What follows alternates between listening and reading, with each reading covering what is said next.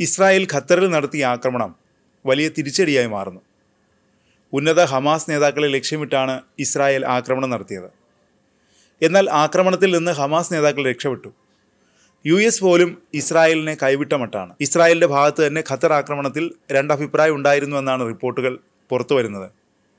Hamas നേതാക്കളെ വധിക്കുന്നതിനായി ഖത്തറിൽ നടത്തിയ ആക്രമണത്തിൽ ഇസ്രായേലിൻ്റെ രഹസ്യാന്വേഷണ ഏജൻസിയായ മൊസാദിന് താൽപ്പര്യമില്ലായിരുന്നുവെന്നാണ് റിപ്പോർട്ട്. ഖത്തറിൽ ആക്രമണം നടത്താൻ ഏജൻസി വിസമ്മതിച്ചതായി വാഷിംഗ്ടൺ പോസ്റ്റിൻ്റെ റിപ്പോർട്ടിൽ പറയുന്നു. ഖത്തറിൽ വെച്ച് ഹമാസ് നേതാക്കളെ വധിക്കുന്നതിനെ ഇസ്രായേലിൻ്റെ ചാരസംഘടന എതിർത്തു. വിഷയത്തെക്കുറിച്ച് കൃത്യമായ അറിവുള്ള എന്നാൽ പേര് വെളിപ്പെടുത്താൻ ആഗ്രഹിക്കാത്ത 2 ഇസ്രായേലികളാണ് ഇത് സംബന്ധിച്ച വിവരങ്ങൾ വാഷിംഗ്ടൺ പോസ്റ്റിന് നൽകിയത്. ദോഹയിൽ ഒത്തുകൂടിയ ഹമാസ് നേതാക്കളെ വധിക്കുന്നതിനായി ഏജന്റുമാരെ അയക്കാനായിരുന്നു ഇസ്രായേലിൻ്റെ തീരുമാനം. കഴിഞ്ഞ ആഴ്ചകളിൽ തയ്യാറാക്കിയ ഈ പദ്ധതി പക്ഷേ മൊസാദ് നിരസിക്കുകയായിരുന്നു. താനും തൻ്റെ ഏജൻസിയും ഖത്തറുമായി വളർത്തിയെടുത്ത ബന്ധത്തിൽ വിള്ളലുണ്ടാക്കുമെന്ന ആശങ്കയെ തുടർന്ന് മൊസാദ് ഡയറക്ടർ ഡേവിഡ് ബാർണിയ ഇത്തരമൊരു നീക്കത്തെ എതിർത്തു. അദ്ദേഹത്തെ കൂടാതെ Israel defence force chief of staff Eyal Zamir, ദേശീയ സുരക്ഷാ ഉപദേഷ്ടാവ് സാച്ചി ഹനഗ്ബി എന്നിവരും പദ്ധതി എതിർത്തിരുന്നു. പ്രധാനമന്ത്രി ബെഞ്ചമിൻ നെതന്യാഹു ഉത്തരവിട്ട ആക്രമണത്തെ ഇസ്രായേൽ പ്രതിരോധ മന്ത്രി ഇസ്രായേൽ കാറ്റ്സും മന്ത്രി റോൺ ഡെർമറും പിന്തുണച്ചു. ഖത്തറിലെ ആക്രമണത്തെക്കുറിച്ച് ചർച്ച ചെയ്യാൻ തിങ്കളാഴ്ച നടന്ന യോഗത്തിലേക്ക് ബന്ദിമോചന ചർച്ചകളുടെ ചുമതലയുള്ള മുതിർന്ന IDF ഉദ്യോഗസ്ഥനായ നിറ്റ്സാൻ അയോളിനെ ക്ഷണിച്ചിരുന്നില്ല. ബന്ദികളുടെ ജീവന് ഭീഷണിയാകുന്ന ഒരു ആക്രമണത്തെ അദ്ദേഹം അനുകൂലിക്കില്ലെന്ന് മുതിർന്ന നേതാക്കൾക്ക് ഉറപ്പുണ്ടായിരുന്നു. ഹമാസുമായുള്ള ചർച്ചകളിൽ ഖത്തറിനെ ഒരു പ്രധാന ഇടനിലക്കാരനായി മൊസാദ് ഏജൻസി കണ്ടിരുന്നു. അതുകൊണ്ട് തന്നെ ഇത്തവണ മൊസാദ് അത് നേരിട്ട് ചെയ്യാൻ തയ്യാറായിരുന്നില്ല.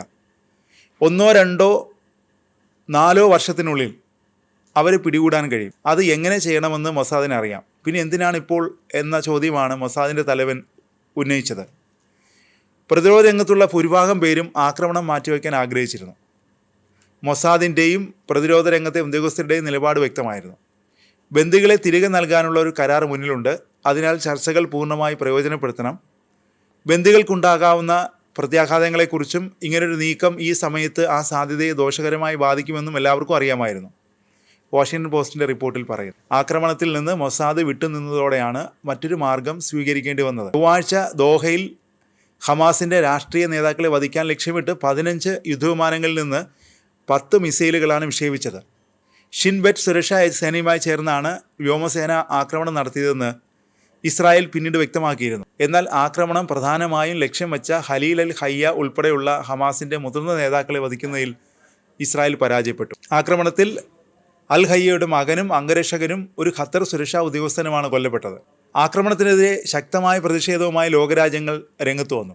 ആക്രമണത്തെ രാഷ്ട്രീയ ഭീകരവാദമെന്നും മധ്യസ്ഥ ശ്രമങ്ങളെ വഞ്ചിക്കുന്ന നടപടിയെന്നുമാണ് ഇറാഖ് പരസ്യമായി വിശേഷിപ്പിച്ചത്.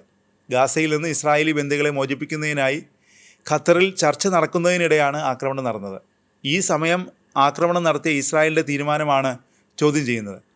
US പോലും ഇസ്രായേലിൻ്റെ നീക്കത്തെ ചോദ്യം ചെയ്ത് രംഗത്ത് വന്നു.